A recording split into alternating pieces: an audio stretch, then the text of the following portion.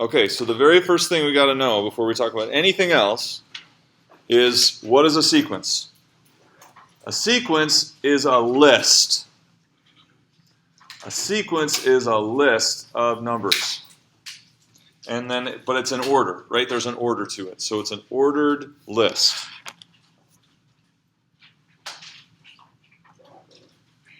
What I find as we get into the hardcore stuff of this chapter is we get into all these details and we're applying formulas, and students have forgotten what a sequence is. And this is where it begins. A sequence is an ordered list of numbers. And then a series is then where we take up all those numbers and we add them up. It's the sum of the numbers of the sequence. Again, what my experience is, we're working on these complicated series problems, and we've forgotten the fact that what we're doing is we're adding up all the values from a list.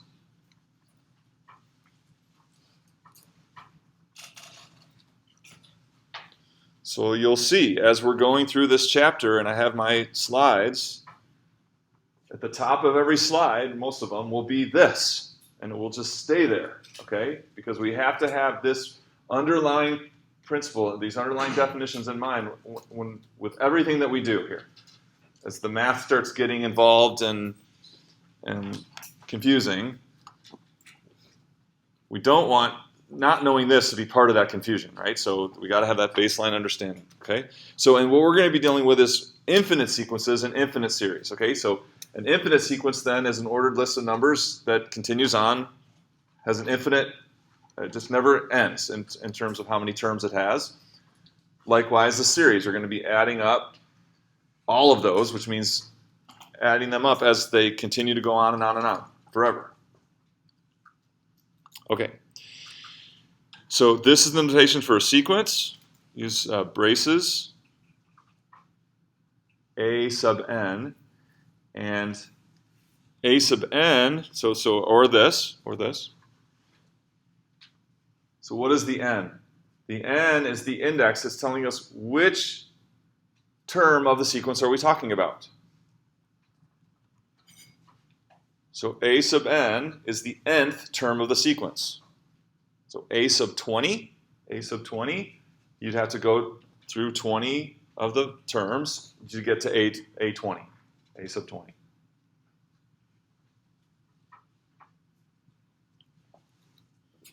So for an example here, I should have put this like this. Okay, here's an example. 1, 3, 5, 7, 9, etc. So, as an example, a sub 3 is 5, right? The third term of the sequence is the number 5. A sub 6, although it's not shown here, that'd be the next one, because this is the 5th here. So the 6th one would be 11. Okay, so as for practice, what is a sub 2? What is a sub 2? 3. Okay, easy. All right, so now to get warmed up, kind of get our brains thinking mathematically, it's like, so find a formula based on n that gives the nth term of the sequence. So everyone think for yourself. So could you find an expression using n that would tell you what a sub n would be? So for instance, if you plugged 2 into your formula, you would get the number 3. And if you plugged 3 into your formula, you should get the number 5. All right, so everyone try to work that out yourself. It's like kind of like a puzzle. It's like a little bit like a puzzle. Like, so what formula using n would give you the nth term of the sequence?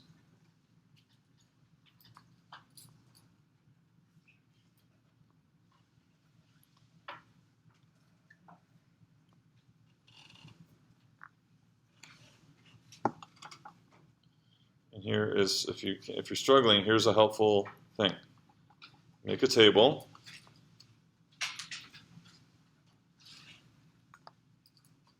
So some of you may have it already.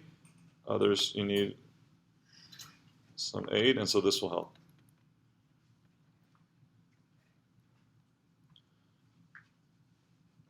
And now you can look at, so we're asking, what do we do to n to get a n? What do we always do? What's the pattern? Or what's the formula of n? So it's, I guess, maybe these ones at the end are the most helpful. 3 gives 5, 4 gives 7, 5 gives 9. So in each case there, what do we do to n to get a sub n? Yes, sir? Is it 2x minus 1? So there's no x's here. Or 2n, sorry, 2n minus 1. Right, so you're going to double it and subtract 1, right? You're going to double n and subtract 1.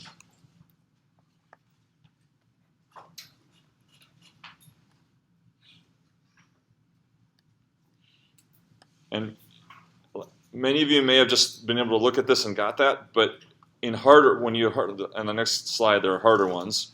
This is going to be really helpful. Make the table, and so you can, it'll help you to start working on the pattern. Make a table like that. So let's practice that. Get some web work like this.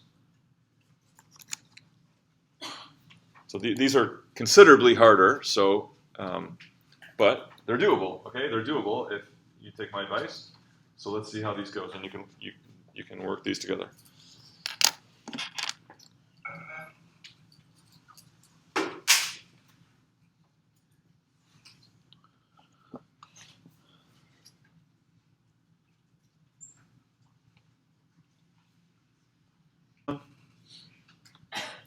Okay, here's a hint for the first one. Focus on these.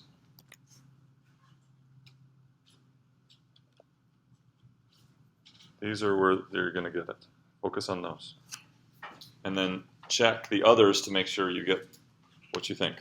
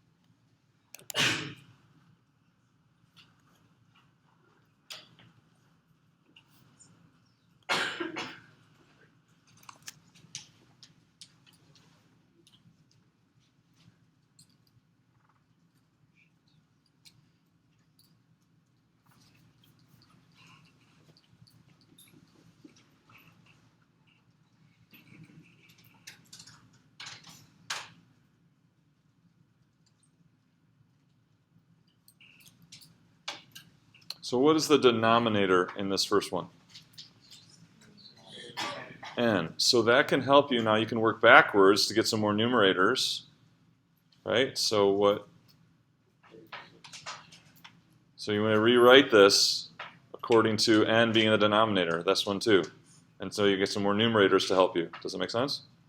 So how could you rewrite 16/3 so that it's what? Over 6, because that's really what it was originally. And this one would be over. So that could give you some more help on the numerator. Does that make sense?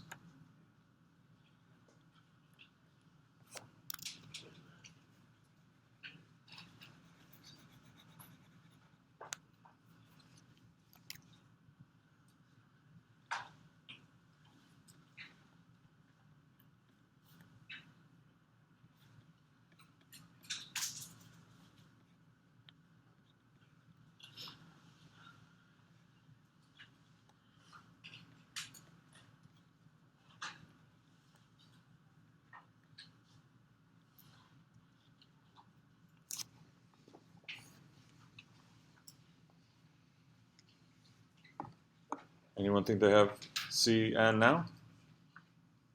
John, what do you think? I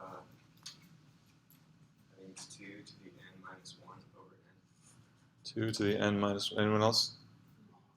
So let's look at the numerator. So what's the numerator, would the numerator be when we have 4 in the denominator for here? 8, right? And then if this was 6, this would be 32. So look, we got 4, 8, 16, 32, 64. What are those? Powers of 2. This is 2 to the... Let's start here. This is 2 to the 2, right? This is 2 to the 3 over 4. Sorry, that's 2 and 3/4. That's 2 cubed over 4.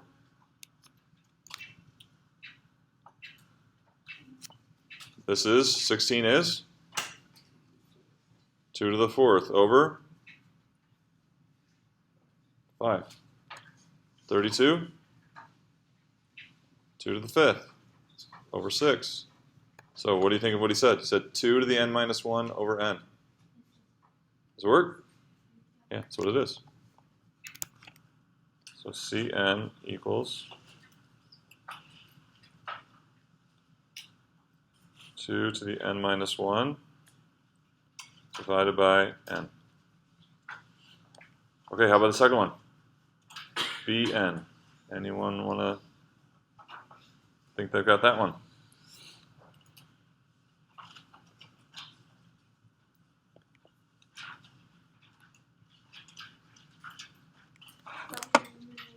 What's that? Got the numerator. The numerator is what? Negative 1 to the n times 2n plus 1. Okay, so let's just go with 2n. So did you see the numerator is 2n plus 1? Let's forget about the negatives for now. Numerator is 2n plus 1. So before 2n minus 1 gave us 1, 3, 5, 7. Well, 2n plus 1 would give us start at 3. 3, 5, 7, 9, 11. Okay. Denominator? Quantity n plus 1 squared. Quantity n plus 1 squared. Let's see if it works. So when n is 1, we get 2 squared is 4. When n is 2, 3 squared is 9. Looks like it's working. When n is 3, 4 squared is 16. Okay, so then there's this last, let's check this one. This is the 5th term. N plus 1 is 6, squared 36. Okay, now what about this alternating negative sign, right? So this is called an alternating sequence because it alternates positive and negative.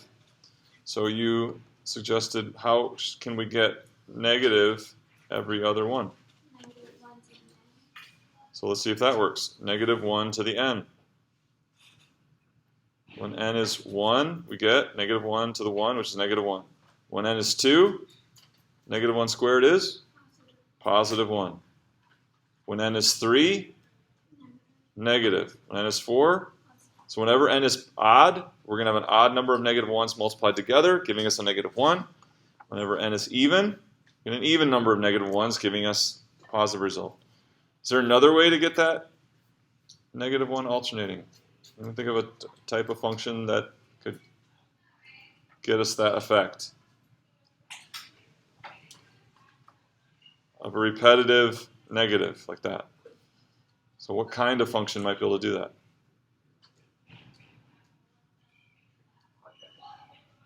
Not a quadratic.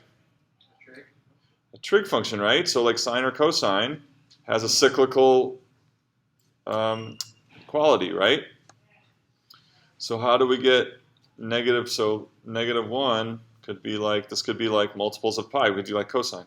Cosine and pi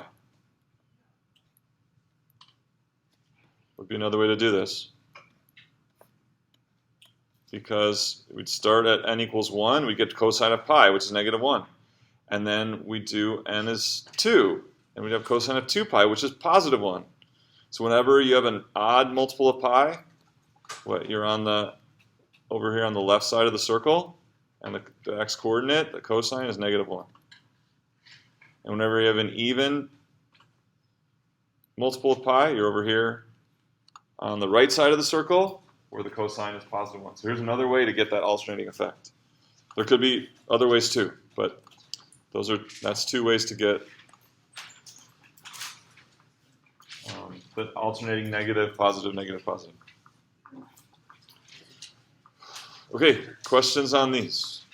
I know the homework isn't any harder than this. These are pretty challenging. Questions on these two?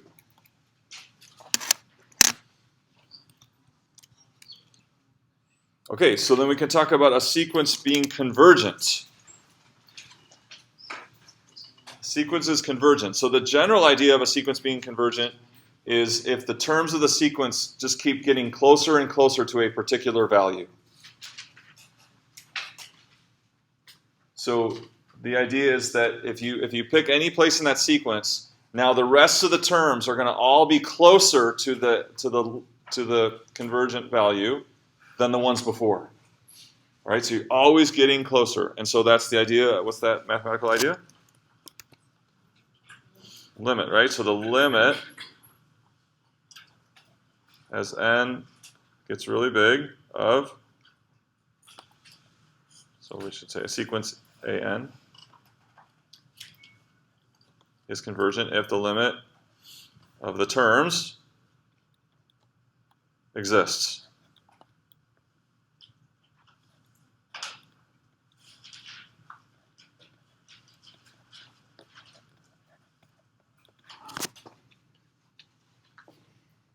So if this limit, the limit as n approaches infinity of a sub n, if that exists, so if there's some number L that's a finite value that equals that limit, then the sequence is converging to that value L.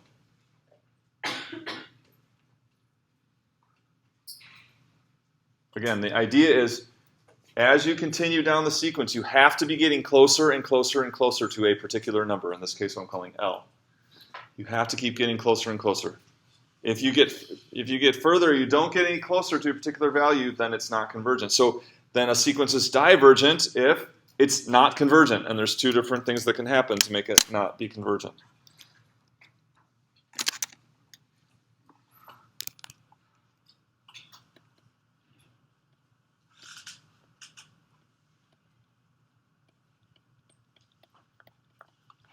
Okay? So divergent means the values of the sequence could get infinitely big or infinitely small, or just grow without bound. Two cases. So one, terms grow without bound. And that could be positive or negative. So this is like the limit going to positive infinity or the limit going to negative infinity, meaning the terms just grow without bound. The other kind of divergent is, so they're not getting infinitely large, but it's not honing in on a particular value. So you get like a jumping kind of thing, like alternating, I don't know how to say this.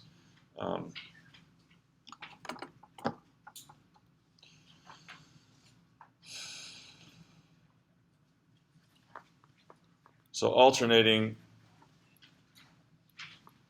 between finite values, but not getting closer. The whole point is if it's not getting closer,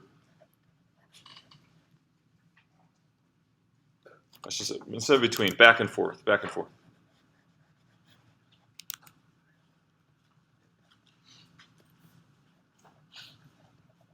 So if a sequence is, 10, 8, 10, 8, 10, 8. It's not converging to 9, okay? Because the values aren't getting any closer to 9. If it converges to 9, then every term of the sequence has to be closer to 9 than the one before it. Is that true here? No, it's just staying away from 9. Is it converging to 10? No, because it keeps jumping back to 8. Okay? So this is divergent. Divergence, example of divergence. By case 2, right? It could do both. It could jump back and forth between numbers getting larger positive and getting larger negative. And this is the worst of all, right? So this is, right? Okay. I was going to ask, what would be that example you just did? Okay, so how could we? He wants to come up with a formula for this. What could we use to get a formula? I'm at the d sub n, the example we just did. Would that be divergent? Oh yeah. So yeah, let's go back and analyze these. So what did we have? What was the first one? 2 to the n minus 1 over n. And what do we think about that? Is that going to converge or diverge? Just kind of using common sense here. So what's happening? We get 64 over 7, and then 128 over 8, and then 256 over 9. Are these getting larger and larger positive, or are they honing in on a particular value? Yeah, it's just getting 2 to the n minus 1 is going to take off compared to n, right? The powers of 2 are just going to get huge compared to n increasing. So your numerator is getting much, much bigger than the denominator. So this is divergent to positive infinity. Okay, second one. Second one, what do we have here? 2n plus 1 over n plus 1 squared. And that was negative 1 to the n.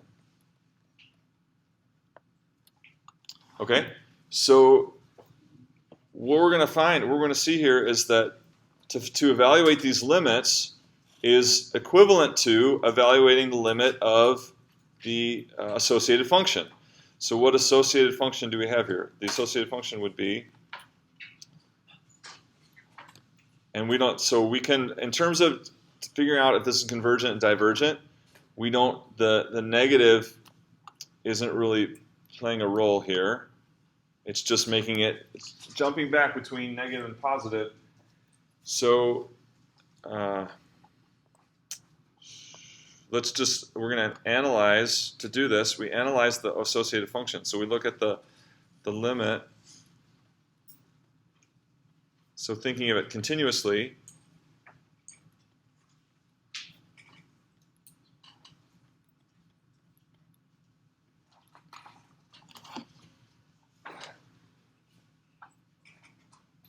so by looking at the limit associated with the same limit of the associated function to the sequence, we can determine convergence or divergence. Because if the associated function converges as x gets very large, then the sequence converges.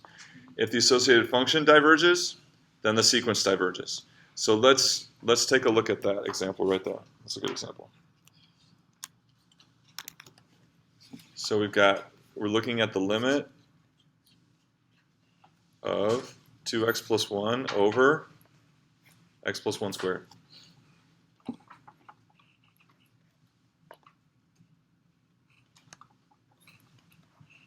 And so what we can do is we can multiply out that denominator, and we get x squared plus 2x plus 1. Okay, and don't even think about crossing out the 2x plus 1s, right? That does not reduce or simplify that way because we're adding things. Okay, so what can we do? Here's what we can do, and there's one technique we can use here to evaluate this limit. One technique is divide every term by the highest power of x. So what's our highest power of x that we see there? X squared. So we're going to divide both top and bottom by x squared.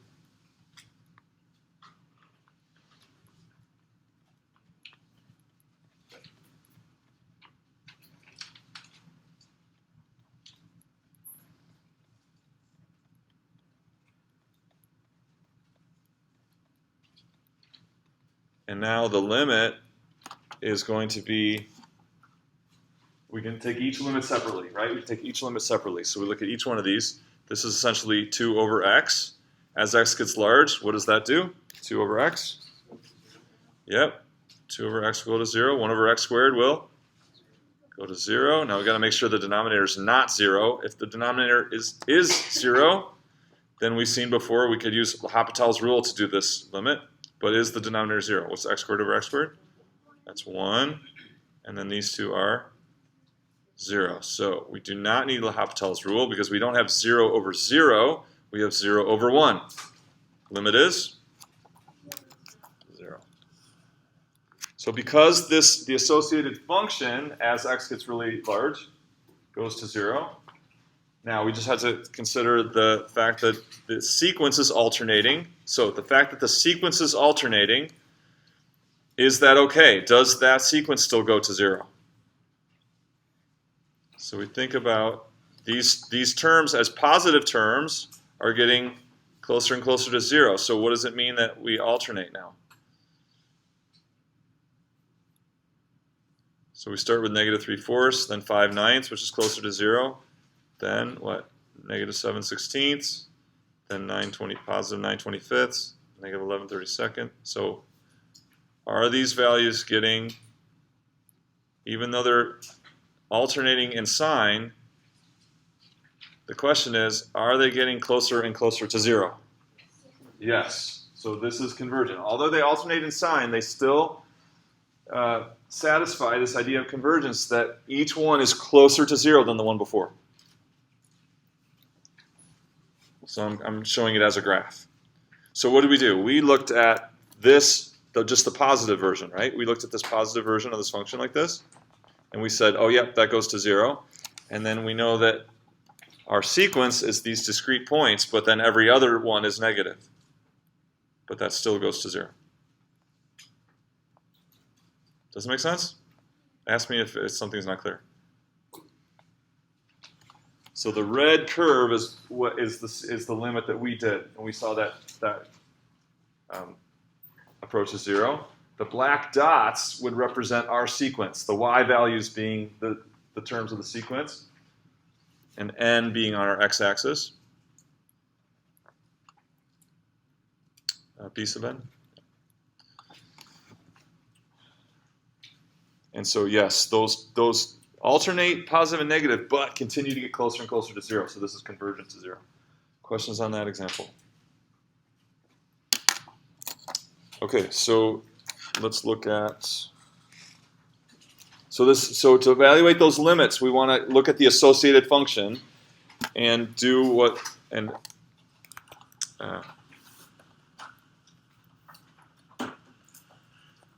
So let me show you another way to evaluate that is if you prefer this. What was it again? 2x plus 1 over x squared plus 2x plus 1. So I showed you the technique of dividing all terms by the highest power of x and then taking those limits individually. That's fine. Or you could look at this as a rational function the way that you looked at in pre-calculus. And you compare the degree of the numerator and the denominator. So the degree of the numerator is? The degree of the denominator is 2. So in the case where your degree of the denominator is greater than the degree of the numerator, or n is less than d,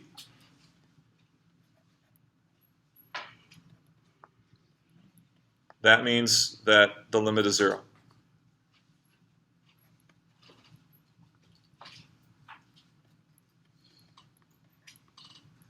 Do you remember this? And then what about when n equals d?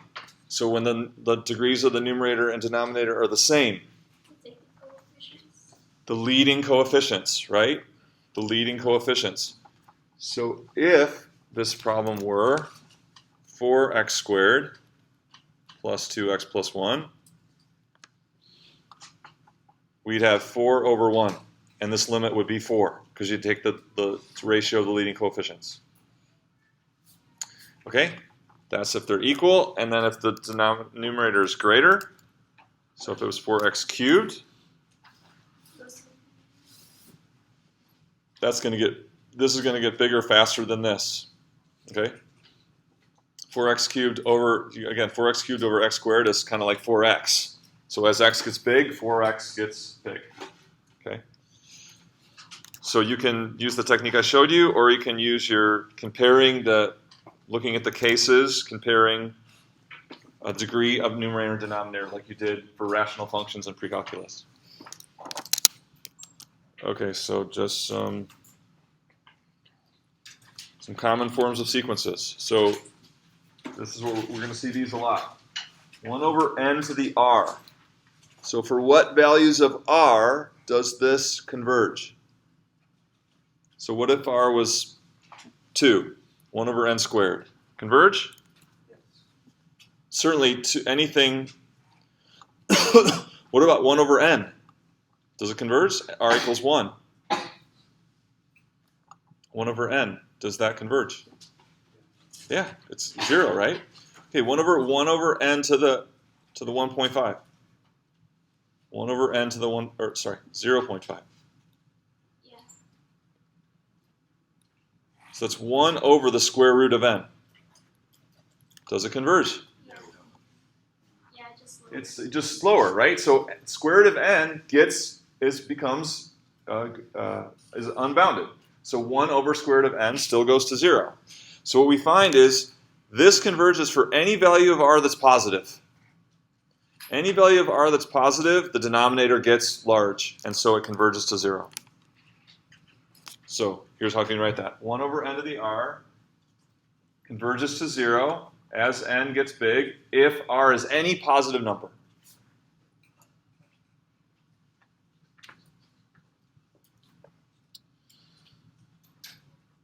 Okay, what about p to the n? So for what values of p,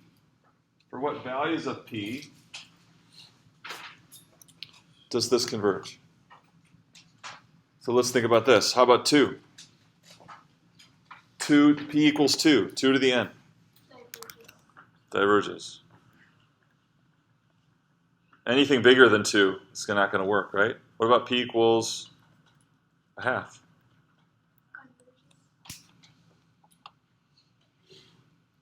P equals a half. Will that converge? So we're going to have a half squared, a half cubed, a half to the 4th, etc. It's going to keep happening. Keep multiplying by a half. Yeah, it's going to converge to 0. How about negatives? How about p equals negative a half? It's going to go back and forth, but do the same thing. You're always taking half of what you had the previous term. It's going to go to 0. Between 1. Right. So between 1 and negative 1 is when this converges, right? So you need some fraction less than 1. We keep multiplying by a fraction less than 1. You keep taking a fraction of your fraction of your fraction. So that will make it to 0. But if it's greater than 1 or less than negative 1, it'll blow up, right? 2 times 2, 2 times 2 times 2. Then there's another case that this converges. It's kind of a trivial case. And that's when if p equals 1. So if p equals 1, what's your sequence? What sequence do you get if p equals 1? 1, 1, 1, 1, 1, which converges to 1, right? But it's not the important case. The important case is we get convergence to 0 when p is between negative 1 and 1. If Q is negative 1, what is converged? Okay, what would this, good. If p was negative 1, what would the sequence be? Negative 1, 1. Negative 1, 1. Convergent or divergent? Divergent. It's not getting closer to a particular value. But a sequence of all 1s, it's where's it heading? It's heading to 1, so that's convergent to 1. Do you see the difference?